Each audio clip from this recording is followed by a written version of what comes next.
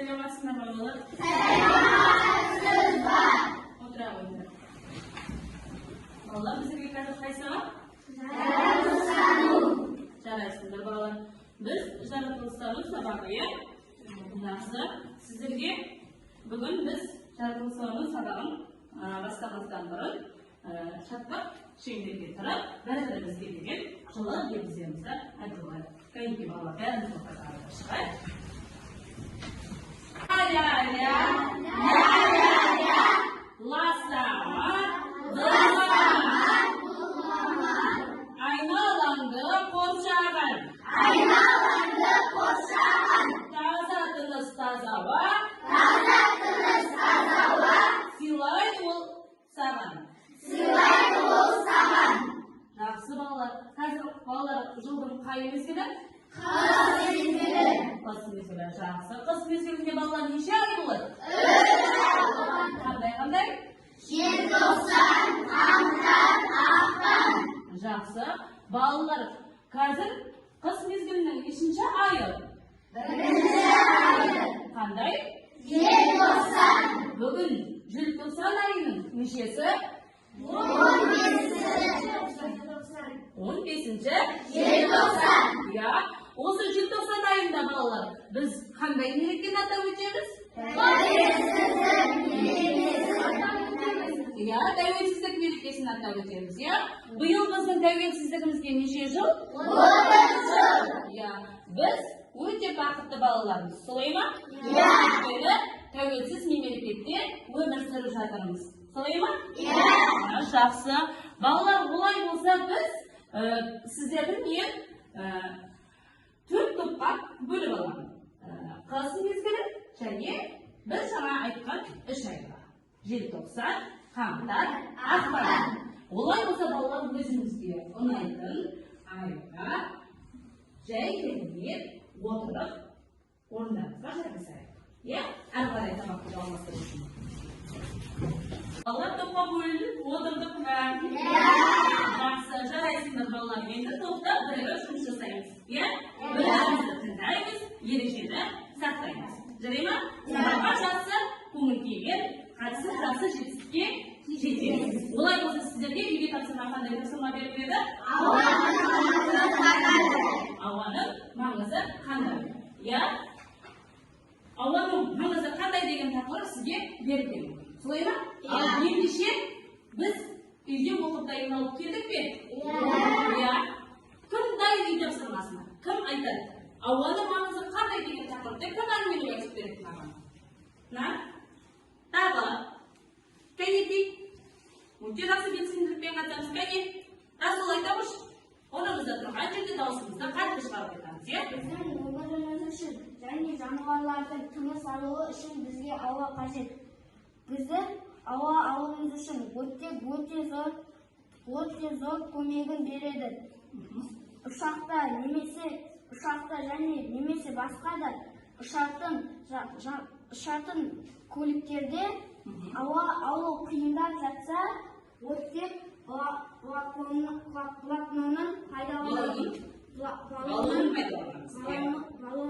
пайдаланамыз. Ал біз дәрігерге барған кезде, біздің ауа алуымыз қиындаған кезде оттек жастықшасын пайдаланамыз. Бізге және де түрлі жануарларға ауаның маңызы өте зор. Біздер ауа болмаса өмір сүре алмаймыз. Ауаның қасиеттері: олар ауаның пішіні жоқ болады, түссіз болады. Және де тағы басқа қасиеттері бар. Өте жақсы, жарайсыңдар. Расылға, қошемейді. Тағы үй тапсырмасын айтып беретін маған оқушы бар ма? Тағы кім айтады? Ақпан тобынан Бексұлжан айтады. Айтамын ал. Ауа бізді қоршап тұратын зат. Ол өте маңызды, әрі өзінің қасиеттері көп. Ауаның қасиеттерін біз күнделікті өмірде пайдаланамыз. Жануарлар және басқа адамдар да ауамен демалады. Ал біз ауаның көмегімен заттарды естіп отырамыз. Өте жақсы. Қошеметте қойып тағы есіктен кешеннен маған жалғастыратын оқушы бар ма тағы да? Кім айтады? Ауаның маңызына келіп қасиеттерін келіп тоқтады. Иә, тағы айтамын. Адам ауыр жағдайға түскенде оттек жасасын қолданады. Альпинистер биік тауға шыққанда оттек баллонын пайдаланады. Ауа адам өміріне маңызы зор. Ауасыз біз өмір сүре алмаймыз. Бөлмедегі ауадан көрі сырттағы ауа тазарақ болады. Адам ауамен және адамдар мен жануарлар ауамен тыныс алады. Біздерге ауа өте Қажет. иә? Өте жақсы. Балалар бүгін сабаққа өте жақсы дайындалып келген екенсіз, иә? Олай болса балалар мен сіздерге сұрақ қояйын, иә? Сол сұрақтарға жауап беру мақсатында біз үй тапсырмаға қаншалықты деңгейде оқығанымызды көрсете аламыз. Олай болса сұрақты мұқият тыңдаймыз. Адам ауыр жағдайға түсіп, тыныс алуы қиындаған жағдайда қандай жасушасын пайдаланады? Иә, өте жақсы. Адам ауыр жағдайға түскен кезде қандай жасушаны пайдаланады екен? Ол жауап беруге тырысамыз. Жарай ма? Келесі сұрақ. Ұшақта өрт кезінде тыныс алу қиындаса, нені пайдалана аламыз? Оттек несі бар? Баллонды пайдалана аламыз. Өте жақсы. Ал ауаның қасиеттерін атайықшы. Қандай қасиеттер? Ауаның несі жоқ? Ауа не істейді? Және сылып. Сосын жылуды сақтайды. Тағы? Иә, түссіз әрі мөлдір. Тағы ауаның несі болмайды? Несі болмайды. Иә? Қозғалады ауа. Солай ма? Өте жақсы. Ал дыбыстар ненің тарауы арқылы естіледі бізге? Дыбыстар бізге ауаның тарауы арқылы естиді екенбіз. Солай ма? Жақсы балалар. Өте жақсы. Мұқият есіңізге сақтаймыз. Ал балалар, бүгін біз жаңа сабақпен танысу үшін сіздерге мен жұмбақ жасаймын. Мұқият тыңдаймыз. Жарай ма? Ол жоқ болса, өмір сүріп жүрмейсің. Бар ма жоқ па оны анық білмейсің. Яғни біз бүгінгі өтетін тақырыбымыз ауа қалай ластанады деген тақырыппен не істейміз? Олай болса оқулығымыздан біздер ауа қалай ластанады деген тақырыпты ашайық. Иә? Барлығымыз назарымыз маған аударыңыздар балалар. Сіздерге мен мұнда ролик көрсетемін. Яғни ауа қалай ластанатынын біздер мұнда қарап біліп аламыз. Адамдар тіршілік ету барысында жердің ауа қабатына әсер етеді. Мысалы, зауыттар мен фабрикалар ауаны ластайтын әртүрлі қалдықтар шығарады. Көліктер де ауаны ластауда. Ауаның ластану себептері орманды кесу, радиация, пайдаланылған газдар, улы газдар, түрлі қалдықтар және басқа да зиянды заттардың ауаға таралуы. Мұның алдын алу үшін адамдар әрдайым ауаны зиянды заттардан тазартудың жолын іздестіреді. Біздің мемлекетімізде де ауаны қорғау шаралары жүргізілуде. Қазақстан Республикасының Конституциясында ауаны қорғау туралы заң бар. Еліміздің әрбір азаматы елімізді қорғау керек екенін есте сақталуы керек. Табиғатты біз не істеуіміз керек екен?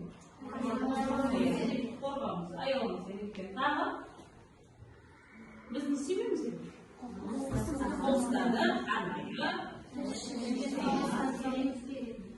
Содан кейін біз мысалға достарымызбен орманға қыдырып барған кезде біз сәуекке пайдалансақ, бұны отты не істемеуіміз керек? Өйткені ауа ластанады. Жерде тағы не болуы мүмкін? Ағаштарды өртеп алуымыз. Біз яғни орманға саяхатқа шыққанда міндетті түрде жанымызда үлкен адамдармен бірге шығуымыз қажет. Солай ма? Өйткені бізде табиғатта жаңа айттық қой.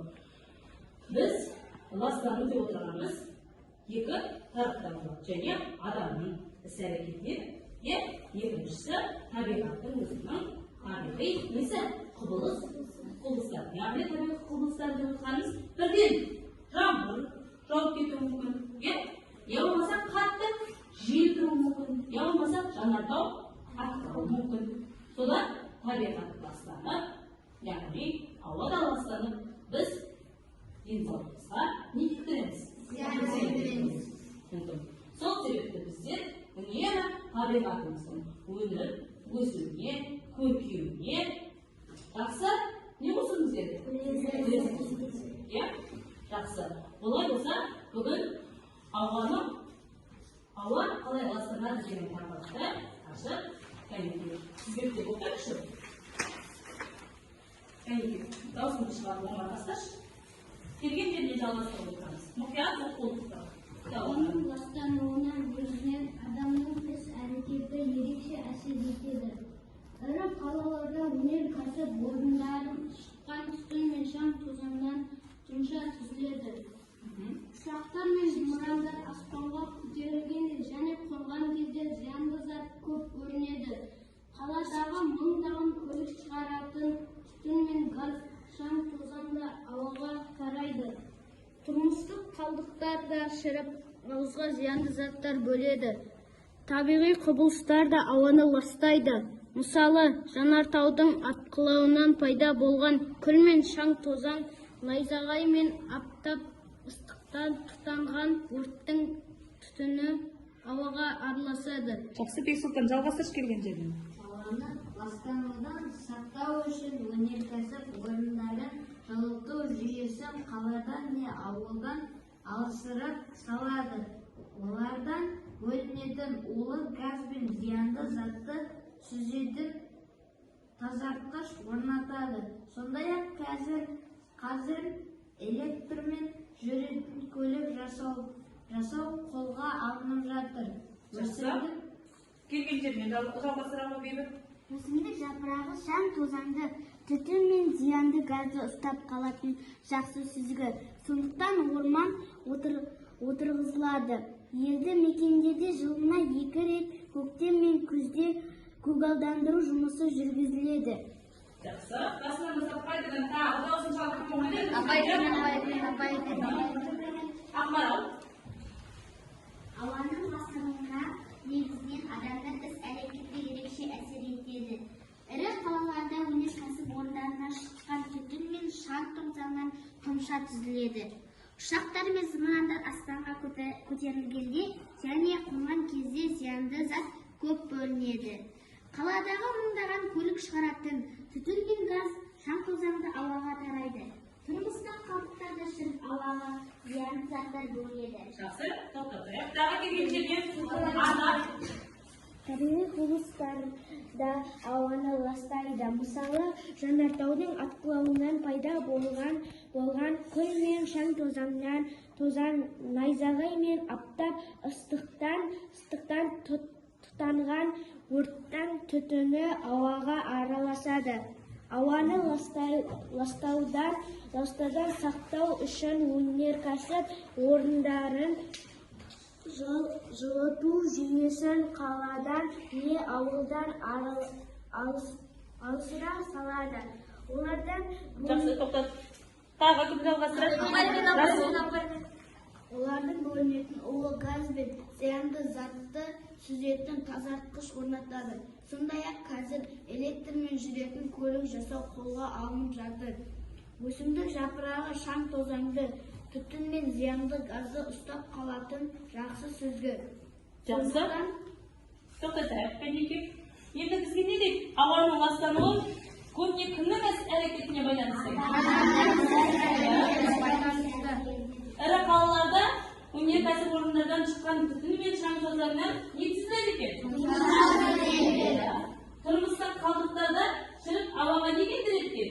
Зиянды неге бөледі? Заттар бөледі екен. Ал табиғи құбылыстар деп не атайды екен? пайда болған одан күл мен шаң тозаң арқылы не істеп отырады екен? Абзал ыстықтың, өрттің не істеуіне әкеліп соғады екен? Ауаға араласуына әкеліп соғады екен. Иә, балалар, олай болса біз назар аударыңыздаршы маған қараңдар. Қалада отырғызылатын ағаштар түтінді, шаң тозаңды, түрлі газды ұстап қалады. Сонымен қатар олар шуды бәсеңдетеді екен. Желді екпініне тосқауыл болады екен. Бірақ олардың өзі де зардап шегеді екен. Қалада өсетін ағаштың ормандағы ағашқа қарағанда тіршілігі қысқа болады екен. Қараңыздар, біз ауылды және қалалық жер деп айтамыз, иә? Ауылдық жерлерде де бізде не бар? Ағаштар. Ал бірақ біздегі ағаштарға қарағанда қалада өсетін ағаштар көбіне не істейді екен? Зиянды газдарды. Иә. Өйткені ол қандай іс-әрекет жасайды екен қаладағы ағаштар? Иә. Улы газды ұстап өзіне алып қалады, сонымен олар шуды не істейді екен? Иә. Желдің несіне? Екпіні не болады екен? Тосқауыл болады екен, иә. Бірақ олардың өзі де зардап шегеді. Өйткені қатты жел соққан кезде ағаштар бұтақтан не істеп қалуы мүмкін? Сылып қалуы мүмкін, иә. Осылайша ол өзі зардап шегуі мүмкін, иә. Әрі сосын ауылдағы ағаштарға қарағанда оның не болады биіктігі? Қысқа болады екен, иә. Ауаны қалай ластанады? Ауа қалай ластанады дегенде біздің оқуымыздағы назар аударайық. Бізге берген не бар? Суреттер. Көріп отырмыз ба? Ал сіздердің ойыңызша ауа қалай ластанады? Я, біздер нені көріп отырмыз мында суретте? Яғни әртүрлі фабрикалар жұмыс жасауынан, солай ма? Адамдардың қоқысты тастауынан, қоқыс қалдықтарынан, солай ма? Сосын табиғаттың өзінің апаттары арқылы не істейді екен? Ауа ластанып отырады екен. Енді қарайық, біз бұл жерде ауаның ластануы деп отырғанымыз негізінде балалар көбісі адамның іс-әрекетіне байланысты екен. Біз осы ауаны негізі көп әсер ететін ол біздің іс-әрекетіміз екен. Өйткені біз қандай да бір іс-әрекет жасасақ, дұрыс емес іс-әрекет жасасақ, сол кезде біз ауаны ластаймыз. Қалай? Мысалға біз қоқыс жәшігіне уақытылы, яғни қолымыздағы мусорды, үйдегі қалдықты біз арнайы мусор салатын орынға апарып салмасақ, ол желмен ұшып, әкеліп табиғатты не істейді? Сол арқылы біз не істейміз? Тыныс аламыз. Ол ластанған ауадан тыныс алғаннан кейін біздің денсаулығымыз не істейді? Нашарлайды, солай ма? Мысалға біздің тамағымыз әртүрлі, мысалы қолаңсыз иіс шыққан кезде бізге ең бірінші не істейді? Тамағымыз қышып, мұрнымыз қышып, қайта-қайта не істейміз? Жүгіре береміз, солай ма? Өзімізді осылай жайсыз сезіне бастаймыз. Солай ма? Ал ірі қалаларда өнеркәсіп орындары бар жерде бар ғой. Сол жерде мысалға фабрикалардан, өнеркәсіптерден шыққан мына түтіндер бар ғой. Солардан түтін мен шаң тозаңнан тұмшақ түзіледі екен. Яғни бұл жерде ауаға керексіз нәрселер не істейді? Шығады. Оны адам жұтады. Балалар, маған қарайсыз, назар аударамыз сабаққа балалар. Енді қараңдар, ұшақтар мен зымырандар аспанға көтерілгенде және қонған кезде зиянды зат көп бөлінеді екен. Сол арқылы да біз табиғатты істейміз. Ластаймыз. Солай ма? Мысалға тұрмыстық қалдықтарды шіріп, ауаға не келтіреді? Зиян келтіреді. Солай ма? Біз өзіміз жасап отырған іс-әрекет, яғни біздің қолымыз жаңа қоқысты уақытылы қоқыс жүйесімен салмауымыздан өзіміз істеп отырмыз. Ол адамның іс-әрекетіне жасалатын ластану, ауаның ластануы. Ал табиғат құбылыстары да арқылы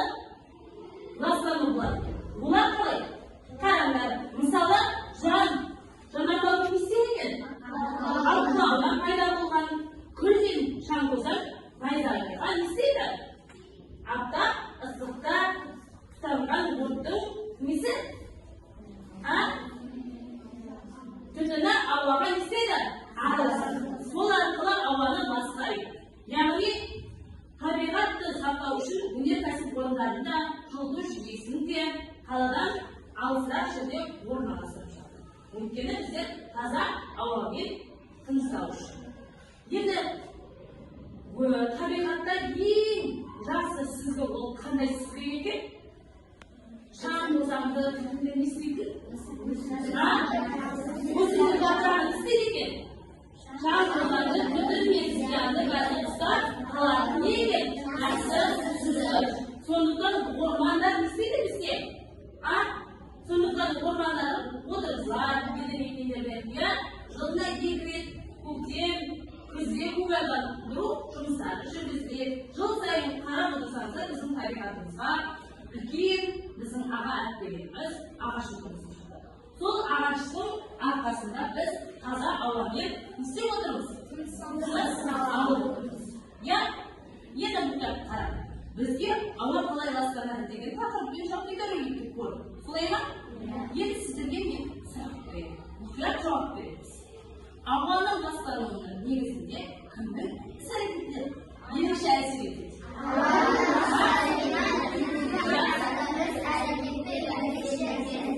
Қалай адамның іс-әрекеті әсер ететін оған? Не істейді екен адамдар?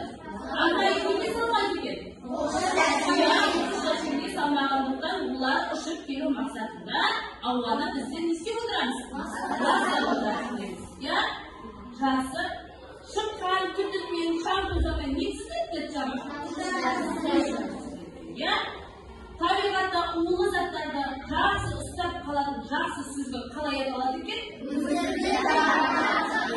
Өсімдік жапырақ екен. Жақсы. Енді сіздер білесіздер. Ауылдағы мен қаладағы ағаштардың бір-бірінен айырмашылығы неде? Ауылда өсіп тұрған ағаш қандай қызмет атқарады, және қалада өсіп тұрған ағаш қандай қызмет атқарады? Айтады. Қаладағы ағаштардың өсуі қысқарады. Ал ауылдағы ағаштардың өсуі көп болады. Қаладағы ағаштарды қаладағы дауылдарды тоқтатады. Бұл біздің ауамызды тазартып отырады. Өте жақсы тағы отыратын кімді? Тағы, Әлима айта отырып. Ағаштарға қарағанда қаланың ағаштары қысқа болады. Зияны? Әртүрлі зиянды, ауалар мен әртүрлі зиянды. Әрекетте жасап отырады екен, яғни қаладағы ағаштар нені ұстап қалып отырады екен? Зиянды заттарды ұстап, ушуды азайтып отырады екен. Бірақ олар ауылға қарағанда оның несі қысқа болады екен? Кішілі қысқа болады екен. Олар көбінесе зардап шегеді екен осылай. Солай ма? Жақсы. Олай болса балалар біз орнымыздан тұрып, кәнекей сеніп алайық. Ал олай болса балалар қолымызды берге қоямыз, бұрыламыз оңға бір, бұрыламыз солға бір, 1, 2, 3, жинаймыз бойға 3. Жақсы, жарайсыңдар. Сеніп қалыңдар ма балалар? Олай болса орнымызға жайғасайық. Біздер мана сабақтың басында қалды. Топқа бөлінген болатынбыз. Солай ма? Біз, яғни, топқа бөлінді. Солай ма? Біз енді бірінші топ. Табиғаттың суретін, екінші топ. Ненің суретін? Ағаштың суретін саламыз. Ал үшінші топ, өзінің суретін саламыз. Төртінші топ, сіздер осылардың барлығын қорытып не істейсіңдер? Суретін саламыз. Кәнекей жұмсаны алдарыңыздан ақ қағазға тез-тез бірігіп отырып сурет салайық. Мұнда бірігіп отырып салыңдар.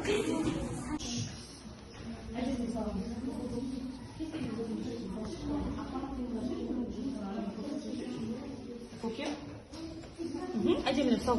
Көмек түсе отырады бір-бірлеріңізге. Молодец. Өте жақсы қамыстар. Өте жақсы бірігіп ұжыммен жұмыс жасап жатыр. Қыз тобы да өте жақсы.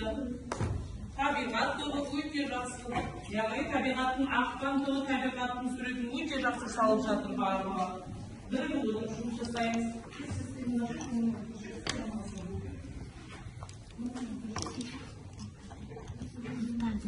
Ondan sonra kıvırım çıktı.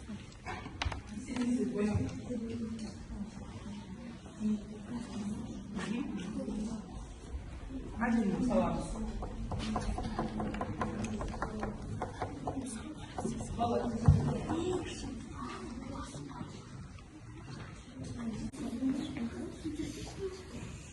Тесік балалар, әп-әппен қойып қояды, сала қойып қояды.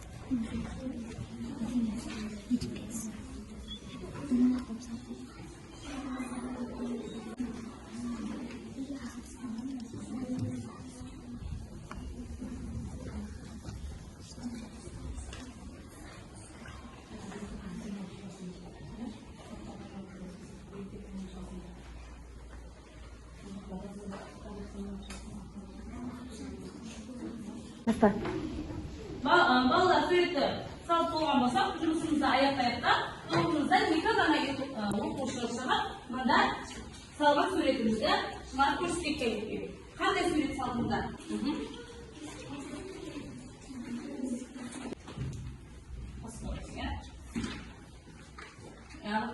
Балалар, біз жаңа сабақтың барысында, яғни 4 топқа бөлінген. Бұл біздердің әр топтың өзінің жасаған несі? Жұмыстары. Қыз тобы, сіздер қандай сурет салдыңыздар? Қыстың суретін салдыңыздар. Яғни қыста не болады екен? Не? Су. Яғни судың бұл жерде су қандай күйге айналады? Қыс мезгілінде? Мұзға. Біз қыс мезгілінде мұзға сырғанағанда не істейміз? Жақсы көреміз. Солай ма? Жақсы мынау? Өте жақсы. Қыс мезгілінде не бетті? Сырғанайды екенбіз тағы. Қыс мезгілінде не жауады? Қар.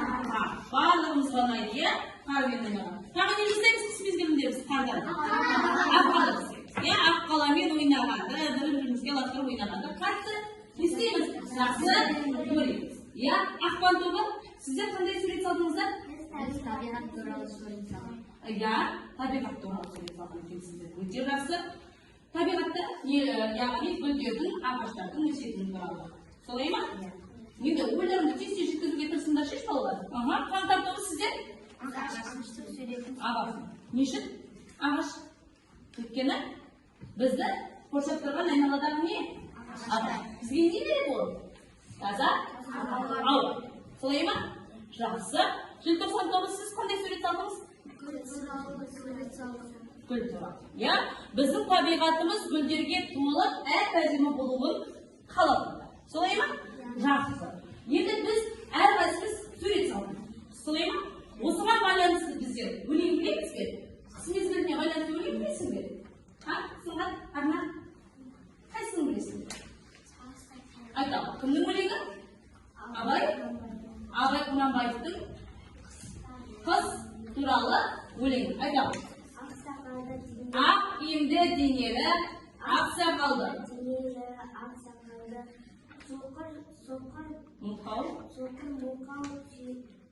Кәнекей, көмектесейікші арнаға білеміз ба біздер?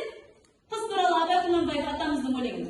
Ақ киімді денелі, ақ сақалды, соқыр мылқау танымас тірі жанды. Үсті басы ақ қырау, түсі суы, басқан жері сықырлап келіп қалды. Жақсы, Ақпан тобы, сіз табиғат туралы өлең білесіздер ме? Айта қойың. Табиғат біздің анамыз, жер ана біздің панамыз, таза болса табиғат, таза ауа, таза...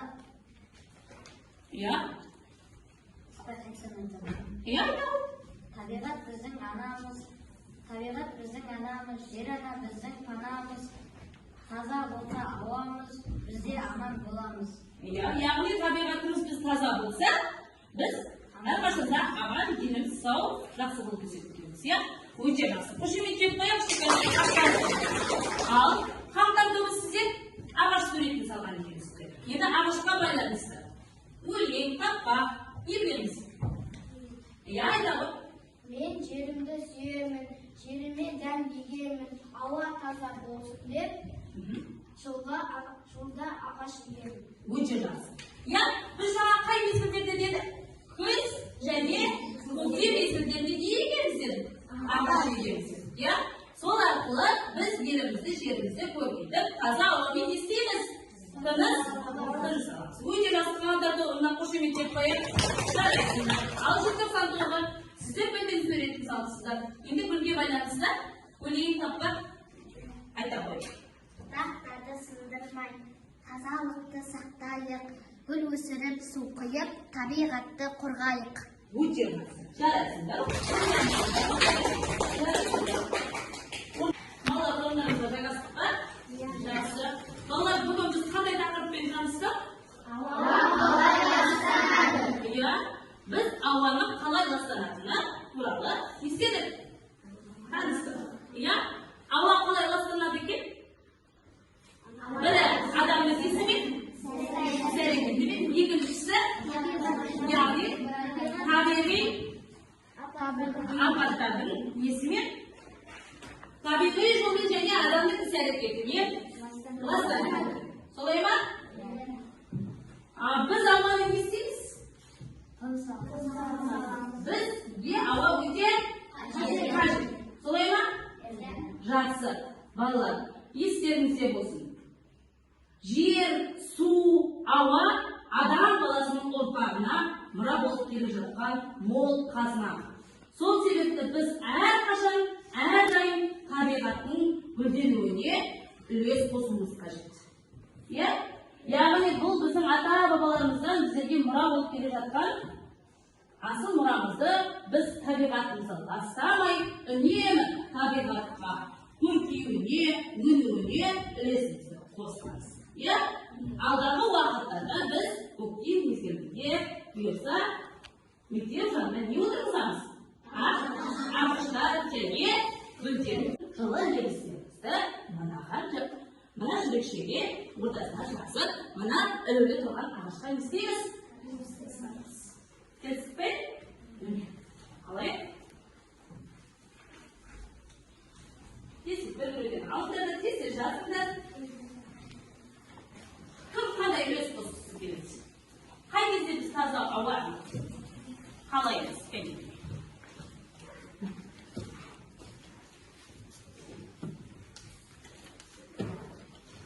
Жетті ма? Тез жазайық кәдеки, сосын желімдерімізбен апарып, анда тұрған ағаштан істейміз? Сырамыз. Ақпан тобы өте жақсы демен. Тілектерін жазып қыстырып жатыр. Қаңтар тобы, кәдеки тез етеміз. Желтоқсан тобы, қыс тобы тез жылы тілектерімізді ағашқа келіп қыстыра қойыңыздар.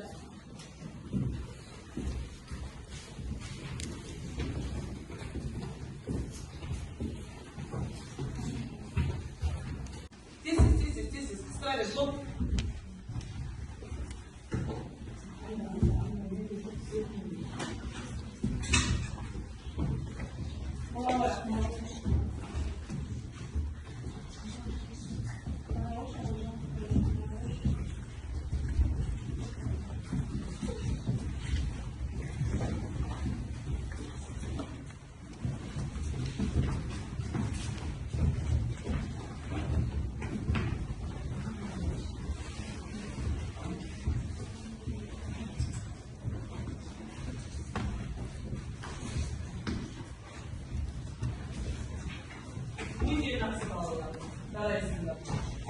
Тез шықтыра қойыңдар, жылы тілектеріңізді. Бұйырса алдағы уақытта біздің жазған тілектеріміз орындалады деген ойдамыз. Табиғатқа жақсы үлес қосамыз деп ойлаймын. Солай ма? Сіздерге сенім арта аламын ба? Біз табиғатымыздың гүлденуіне үлес қосамыз ба? Жақсы, алдағы уақытта тәртіпті үлгілі оқушы болып, табиғатымызды не істейміз? Қорғаймыз.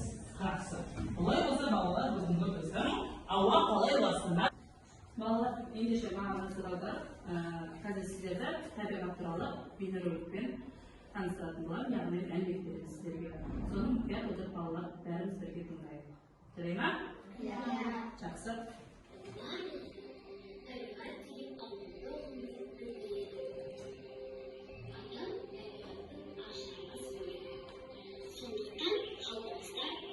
Жер ана деген егіз алам қалыпсыз.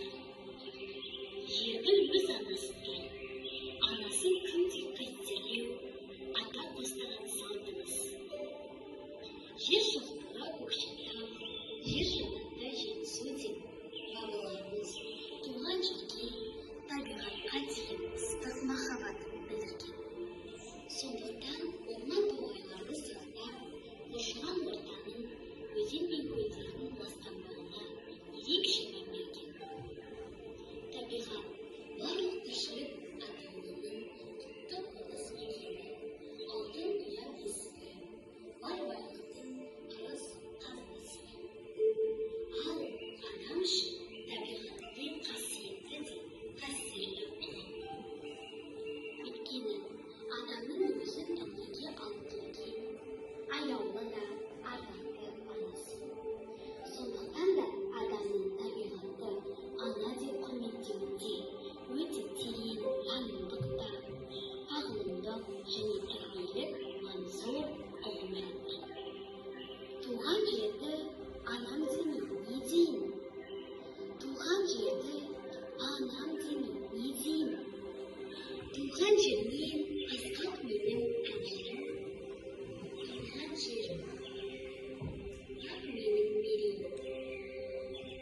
Табиғат ана, жер ана, отан ана деген киелі сөздердегі ана деген сөзді қосылып айтуының зор мәні бар. Яғни бұл сөздер адамды дүниеге әкелуші, әрі оған өз перзенттеріндей аяулы аналармен аяулап, жүректегі ең ыстық ықыласы, бүкіл мейірім, шапағатын арнайтын аяулы да ардақты ана деген ұғымды нақтылай түседі. Туған жер ана, туған жер ата-мекен, ауылым деген жанға жайлы, сезімді сергітетін сөздер. Бір-біріне небір үндесіп, құлаққа жағымды естілетін, бір-біріне мағыналас қосылған бай сөздер. Табиғат көркемдігін ақ қағаз бетіне түсірген ақындарымыз оның құдіретін білген. Сол өлең жолдарын болашақ ұрпаққа, яғни бізге қалдырды. Біздің әрбір басқан қадамымыз, әрбір істеген ісіміз табиғатқа байланысты болғандықтан, оның біздің өмірімізде ерекше орын алуы сөзсіз. Бірақ адамзаттың кейбір істері табиғатқа кері әсер етуде. Оның кері әсері біздің денсаулығымызға да зиян келтіреді. Табиғатты қорғау, табиғатты аялау әр адамның міндеті. Үлкен-кіші әрдайым оны таза ұстап, құрмет тұту қажет. Оның бізге қаншалық қажет екені баршамызға мәлім. Sabahımız mislidir. Bu izmenize çekti. Yani sabah ayak. Sizce nasıl sabahla misli gelir misin? Bugün sizce sabah sunarlar mı? Onda biz bas parmak arasına kursuki şey unutmamız. Kalay. Bu cihaz. Осы халқымызда танымай осы жақсы көңіл күймен келесіде сабаққа бұдан да жақсы дайындалып келуге